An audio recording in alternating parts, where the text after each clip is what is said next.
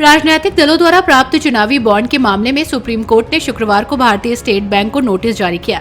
Court ने कहा कि उसे चुनावी बॉन्ड की संख्या अल्फा न्यूमेरिकल नंबर्स का खुलासा भी करने को कहा गया था, जो उसने नहीं किया। मुख्य न्यायाधीश DY चंद्रचूड़ की अध्यक्षता वाली 5 न्यायाधीशों की संविधान पीठ ने अपने रजिस्ट्रार न्यायिक को मतदान पैनल द्वारा सीलबंद लिफाफे में दाखिल किए गए डेटा को स्कैन और डिजिटलाइज किए जाने के बाद मूल दस्तावेज चुनाव आयोग को वापस करने का निर्देश दिया। कोर्ट ने इसी के साथ इसे शनिवार शाम 5 बजे तक पूरा करने की बात भी कही। सुनवाई के दौरान पीठ ने याचिकाकर्ता की ओर से मामले में पेश हुए वरिष्ठ वकील कपिल सिब्बल और वकील प्रशांत भूषण की दलीलों पर ध्यान दिया कि SBI द्वारा चुनावी बॉन्ड के अल्फा न्यूमेरिक्स नंबर का खुलासा नहीं किया गया है। आपको बता दें कि पीठ में न्यायमूर्ति संजीव खन्ना, न्यायमूर्ति BR गवई, न्यायमूर्ति JB पारदीवाला और न्यायमूर्ति मनोज मिश्रा भी शामिल थे। सुप्रीम कोर्ट के वकील और कांग्रेस के राज्यसभा सांसद कपिल सिब्बल ने मामले की जांच के लिए SIT बनाने की मांग की है। कपिल सिब्बल ने कहा कि जैसे 2G मामले में SIT बनाई गई, वैसे ही इस मामले की जांच के लिए भी SIT गठित की जानी चाहिए। हमें ये देखना है कि कानून इसे किस तरह से देखता है। ये भी पता चलना चाहिए कि PM केयर्स ने किसने दान दिया। कि या ना तो CBI इन्वेस्टिगेट करेगी, ना ED इन्वेस्टिगेट करेगी, तो अब जिम्मेदारी कोर्ट पे है। कोर्ट क्या करती है? कोर्ट को एक जैसे 2G में एक SIT बनानी चाहिए और खुद नियुक्ति करनी चाहिए लोगों की उस SIT में। वो इंडिपेंडेंट लोग होने चाहिए और जो भी डोनेशंस हुई हैं, जिस डोनर ने भी पैसा दिया है, कुछ तो ऐसी कंपनी हैं जो लॉस में चल रही हैं, उन्होंने भी पैसा दिया है। कुछ ऐसी कंपनी है जिनके प्रॉफिट्स जो हैं, जिनकी मुनाफा है बड़ा कमती है, लेकिन डोनेशन बहुत ज़्यादा है। तो ये सब चीज़ें इन्वेस्टिगेशन के ऊपर निर्भर हैं। मैं इसके बारे में आज कुछ ऐसी बात कहूँ जो सत्य नहीं हो तो वो गलत बात होगी। लेकिन ये बात ज़रूरी है कि ये सारा जो पैसा है, अगर क्विड प्रो को हुआ है, वो लगता है कि हुआ है, तो अवैध है। और जो इमारतें भी बनी हैं उस पैसे से, वो भी अवैध हैं। तो ये तो एक बहुत, जैसे मैंने पहले भी कहा कि हिंदुस्तान में 2 बहुत बड़े स्कैम हुए।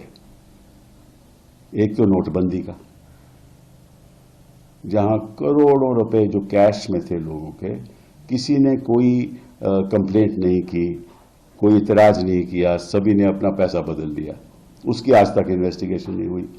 वो बहुत बड़ा स्कैम था। अब दूसरा उससे भी बड़ा स्कैम ये है, क्योंकि इस स्कैम के द्वारा तो इन्होंने अपनी पूंजी में जितना उनको चाहिए था डाल लिया और दुनिया में सबसे समझ लीजिए कि सबसे बड़ी पूंजीपति पार्टी उभर के भाजपा आई है। अब देखना ये है कि कानून इसको किस नजरिए से देखता है। तो उसके बारे में तो मैं आज कुछ नहीं कह सकता। लेकिन आप ऐसा है कि आपकी तो पैकेज आपके पास होगा ना, कि ना खाऊंगा ना खाने दूंगा, तो पैकेज तो आपके पास है, वो पैकेज तो जरा चलाइए। ये तो आप लोगों के ऊपर निर्भर है। सर, एक ये सवाल भी खड़ा हो रहा है कि 2018 से इलेक्टोरल बॉन्ड्स की शुरुआत हुई थी, लेकिन जो डेटा दिया गया है 2019 से दिया गया है। तो ये जो 1 साल का गैप लिया गया, उसकी डिटेल्स नहीं सामने आई है, उस पर भी कई अभी तो बड़े गैप हैं। अभी तो बहुत बड़े गैप हैं। गैप इन्वेस्टिगेशन में है, गैप मतलब कि किन लोगों ने कितना दिया। अभी ये भी पता करना चाहिए, और ये भी एक बहुत अहम सवाल है कि PM केयर्स में किसने दिया। वो भी तो एक बहुत बड़ी बात है। वो भी उद्योगपतियों ने दिया होगा। तो मैं समझता हूं कि ये एक स्कीम थी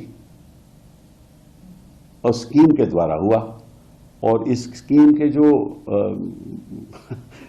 जिसने स्कीम चलाई थी वो हमारे पूर्व वित्त मंत्री जी थे, और उन्होंने सोचा कि इस तरीके से कोई भी पार्टी हमसे मुकाबला नहीं कर पाएगी। वो निकला, सही निकला। जिसके पास पैसा है उसी के पास खेल है। Sir, how do you see the mismatch of the data that has been submitted by the SBI? क्या जो जिस तरह उन्होंने कोर्ट में बोला उसके बाद सबमिट किया, लेकिन there is a mismatch. What is the mismatch? The donor and the amount that is. That is not a mismatch. That is yet to be investigated. Yes. Yeah, so you can't say it's a mismatch. Yeah. right? You have to find out which political party got which donation. That's a matter again of investigation. The court in its order has not said that you must actually look at the entire chain of as to how electoral bonds changed hands. But many of these are direct. Many of these are direct in any case. The companies that are given the bonds are direct. Now the question is who the bonds went to, that's all. Then the two bond numbers can be found out easily. That's not an issue. That's again a matter of investigation.